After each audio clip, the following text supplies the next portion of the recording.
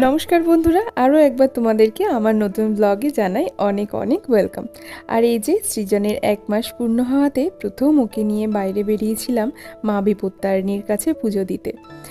সৃজন যেহেতু একটু প্রিম্যাচুয়ার হয়েছিল, মানে আমার 9 মান্থ উইকস হয়েছিল, সামথিং কিছু উইকস হয়েছিল, বাট সৃজনের সেরমভাবে এজটা হয়নি। তো সেটা একটু কমপ্লিকেশনস ছিল, কিছু প্রবলেমস ছিল। তো সেই সব কিছু কাটিয়ে মা বিপত্তারিণীর কাছে একটু বলা ছিল যখন ও হসপিটালে ছিল। তারপর ওর হয়েছিল জন্ডিসও। তো সেখানের থেকেই মা বিপত্তারিণীর বাড়িতে বা তারপর বড় কাছারি সব জায়গায় একটুখানি মানত করে রেখেছিলাম যে বাবা যেন সন্তানটাকে নিয়ে সুস্থভাবে বাড়ি ফিরতে পারি। আর সেইভাবে ফিরে এসেই কিন্তু একে একে সব জায়গায় পুজোগুলো পূরণ করা। এটা 2 মাসে ও যখন তখন বাবা বড় কাছারির কাছে আমরা গেছিলাম সবাই মিলে পুজো দিতে। একদম সকাল সকাল গেছিলাম পুজো দিতে, পুজোটা দিয়েও খুব ভালো লেগেছিল। এই আর কি, সকালবেলায় পুজো দিয়ে বাবার কাছে বাড়িতে এসেছিলাম। আর তার কদিন পরেই ছিল পুজো, আমাদের দুর্গা পুজো। আর এইটা হচ্ছে মহালয়ার দিন সকালবেলায়।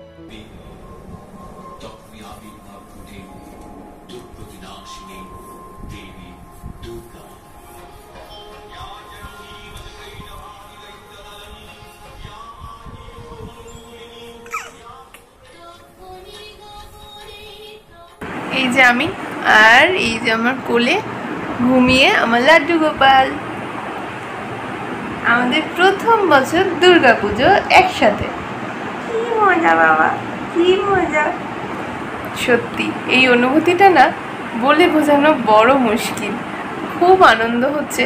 ওকে নিয়ে বেরোতাম না, কিন্তু ওর তো প্রথম বছর পুজো, তো ওকে একটু না দেখালেও হয় না। মা দুর্গাকে তো ওকেও দেখাতে হবে, তো যার জন্য একটুখানি বেরানো, এই কাছাকাছিই বেরোবো।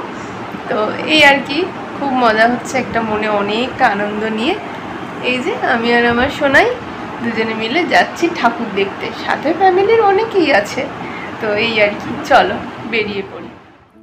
আর এই যে আমরা সবাই মিলে পঞ্চমীর দিন বেরিয়েছিলাম ঠাকুর দেখতে। চতুর্থী কি পঞ্চমীর দিন আমার ঠিক খেয়াল পড়ছে না। সৃজনের প্রথম বছর পুজো, তাই ওকে নিয়ে বেরিয়েছিলাম। আর এই যে দেখো পিছন থেকে দেখছো কথা বলছে কিরকমভাবে।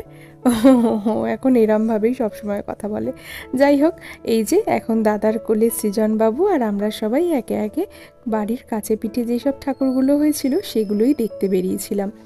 আর এই যে তারপরে সবাই মিলে একসাথে সৃজনকে নিয়ে ছবি তোলা, ভিডিও করা, এইসব করতে করতে কিছু খাওয়া দাওয়া, গল্প আড্ডা, এই করতে করতে আমরা সারাটা রাত খুব মজা করে কাটিয়েছিলাম।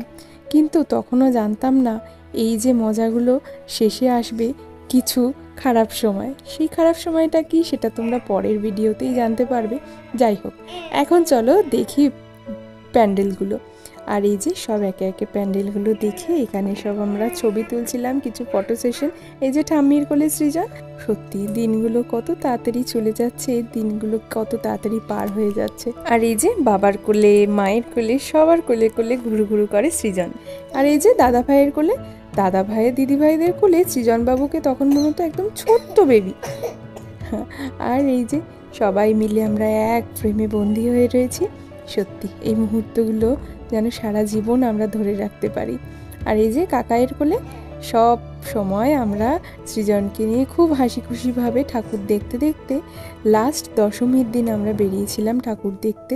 আরও এই দিনও আমরা বেরিয়েছিলাম সল্টলেকের দিকে। আর ওয়েদার চেঞ্জের কারণে হয়েছিল বিপদ। তো সেইখানে তারপরের থেকেই আর কি সৃজনের শরীরটা একটু খারাপ হয়ে যায়। পিছন থেকে দেখছো কিভাবে সে চিৎকার করছে, মানে তার সঙ্গে এখন খেলা করতে হবে, কথা বলতে হবে। যাই হোক, এই যে সৃজন, আর সৃজনকে না কোনোভাবে চাপাচুপি বা ঢাকাঢুকি দিয়ে রাখা যেত না, তার কারণ ও ভীষণ ঘামে, অত্যন্ত ঘামে, মানে আর সেই সময় গরমও ছিল। তো গরমের মধ্যে কোনো রকম চাপাচুপি দিলেই ওর হয়ে যেত ঘামের থেকে শরীরটা খারাপ। পরের ভিডিওতে তোমরা জানতে পারবে কি হয়েছিল সৃজনের। ততক্ষণ টাটা।